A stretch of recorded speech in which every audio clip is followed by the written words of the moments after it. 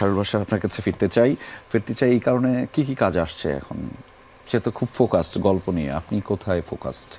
আমি গল্প নিয়েই আচ্ছা। ফোকাসড এখন। আফসোসের জায়গাও এটাই যে আমাদের ভালো গল্প পাওয়া খুব টাফ, কিন্তু আমাদের কাজ করতে হয়। আমাদের অনেকগুলো প্ল্যাটফর্ম আপনি বললেন, তো সেই প্ল্যাটফর্মগুলোরও কাজ প্রয়োজন পড়ে।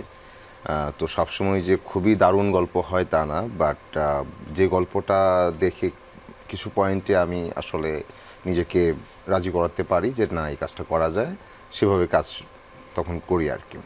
যে ঠিক আছে এই কাজটা করা যায় এবং কাজটা করি, এই কাজটা হয়তো আমার দর্শককে একটু হাসাবে, এই কয়েকটা দিক তাদের ভালো লাগবে যে না এই কিছু বিষয় উঠে আসছে, এটা তো আমরা দেখি কিন্তু ভাবি না, তো আবার একটু খেয়াল হবে। তো এরকম ব্যাপার স্যাপার বা ভাবনা থেকে আমি আসলে কাজগুলো করি।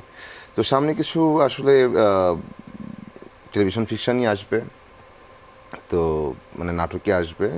আহ, কাজগুলো আমার মনে হয় ভালো লাগবে দর্শকের। তো যে কাজটার কথা বলতে চাচ্ছি যে আমাদের ইরার পদ্ম 2 আসবে সামনে।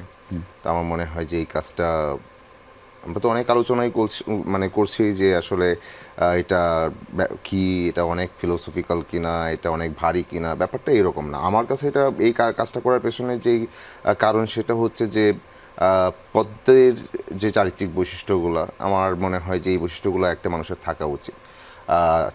চারপাশের প্রতি মুগ্ধ হওয়ার, হ্যাঁ, কৌতূহলী হওয়ার, আবার সব কিছুতেই যে আপনার সচেতন হতে হবে নট নেসেসারি, একটু নির্লিপ্ত থাকার, একটু উদাস থাকারও প্রয়োজন আছে আসলে।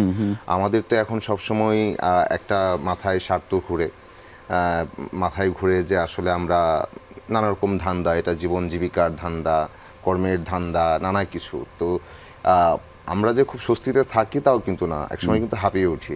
তো এই চরিত্রটা দেখলে হয়তো রিলেট করা যেতে পারে যে হ্যাঁ একটু বৃষ্টি হলে জানলা দিয়ে বৃষ্টি দেখারও প্রয়োজন আছে আসলে। হ্যাঁ, তো একটা গাছ থেকে পাতা ঝরে পড়লো আমার সামনে, এটাও একটু ভাবার দরকার আছে যে গাছটার পাতাটার বয়স হলো, পাতাটা পড়লো, আর একটা সবুজ পাতা গজাবে, ও আমাদের কিছুদিন সবুজ দিবে। তো সব কিছুর প্রতি কৃতজ্ঞ হওয়ারও প্রয়োজন আছে আসলে, এবং অসহায়ের প্রতি মানে দাঁড়ানোর প্রয়োজন আছে, মানুষের পাশে মানুষের দাঁড়ানোর প্রয়োজন আছে। একটা মানুষের একটু কথা বলার স্পেস তৈরি করে দেওয়ারও দরকার আছে আসলে।